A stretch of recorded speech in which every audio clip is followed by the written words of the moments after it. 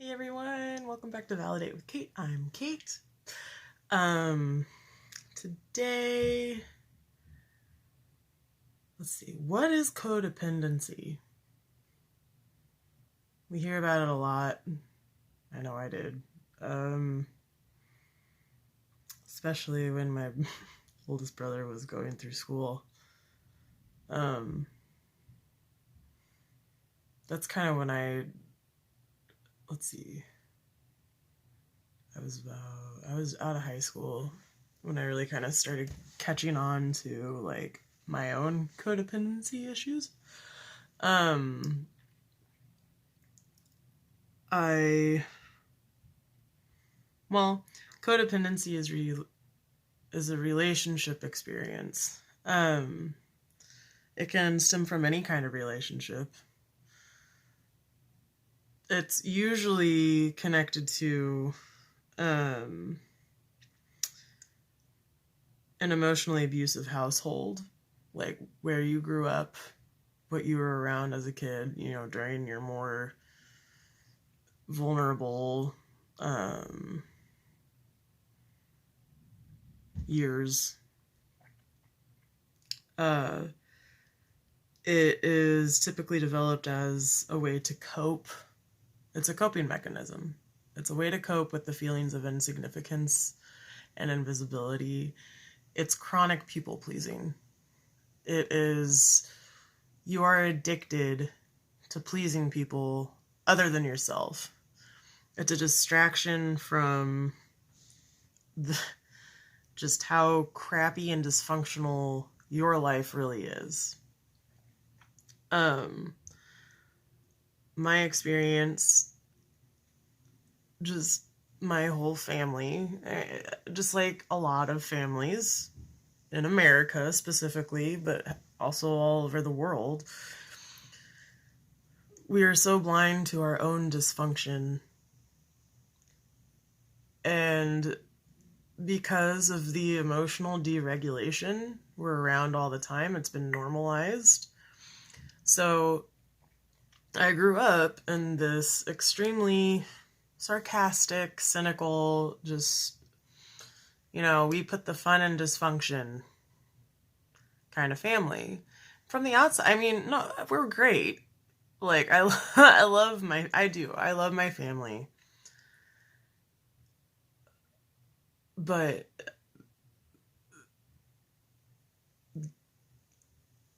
the dysfunction, I was basically groomed to be, I was groomed to codependency. I was groomed to be the perfect victim for a narcissist because of my need to please. So anyway, what is codependency is, I mean, symptoms include inability to make decisions. I felt like I had to ask permission for everything, anything to make a doctor's appointment, to go out, to take the dog outside. Like, I didn't know who I was going to disrupt. If my decision was going to disrupt someone else, and it's like, I couldn't have that. I could not do anything that would displease anybody else. So I couldn't make decisions. I truly felt like they had to be made for me by other people who knew better than I did. Number 2, extreme worry, stress, and or anxiety. This is also where my borderline diagnosis plays in. It's like I have that extreme emotional, I emote extremely. Subjectively, it's a matter of opinion. But I can get a little excited and really animated, and because that was, kind of smacked down, shamed out of me, in my, like, through my environment, I developed the opposite, basically. That extreme, like, oh crap, was that too much? And it's like, oh, wait, I shouldn't do that. And then, like, shut down. So that leads to low self-esteem, which is another symptom of codependency. Not just low self-esteem, I had no self-esteem. None whatsoever. Extreme need to make other people happy. Like I said, you are addicted to people pleasing. You fear being alone. Not necessarily being abandoned, but just not having anybody, period. Another symptom is you're just angry all the time. But you don't assert yourself in conversation either. It's that ambivalence, it's that back and forth, it's like, I want to please everyone, but then you just get mad. And that's another reason why codependency, narcissists are codependents to an extreme level, like radically codependent, because they are so reliant upon validation from other people, from other sources. So yeah, codependency, people pleasing, it's a bitch. It really is. It's shitty. It's hard. It's really hard to break away from, but it's possible. And again, it's with the help of therapy, whether it's cognitive behavioral therapy, dialectical behavior therapy.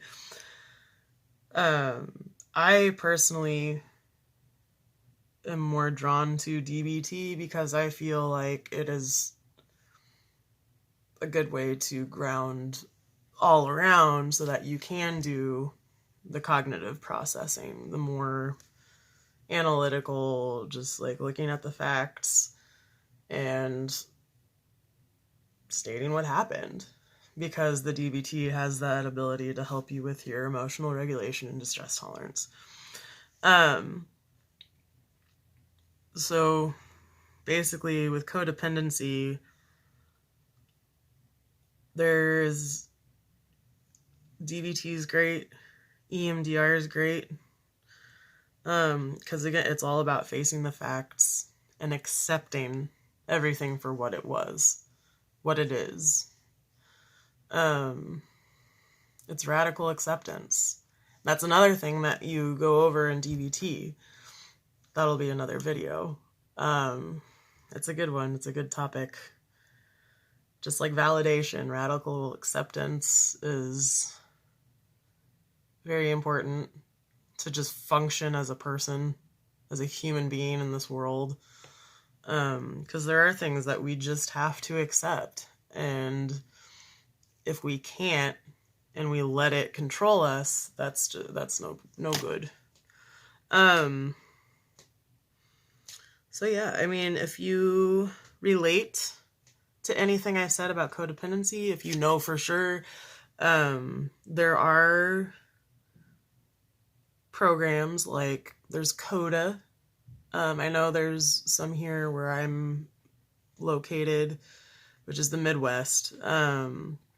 I think they have, if you look it up online, you could probably find locations near you, or even online resources. A good YouTuber when it comes to codependency specifically is Lisa A. Romano, Breakthrough Life Coach. She's really helped me personally.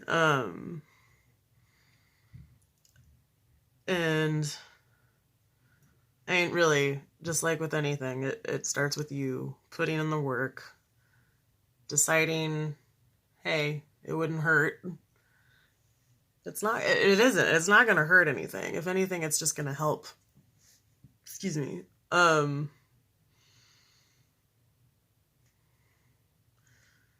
So yeah, Lisa Romano is good. Codependency, I mean, it's more common than we think. So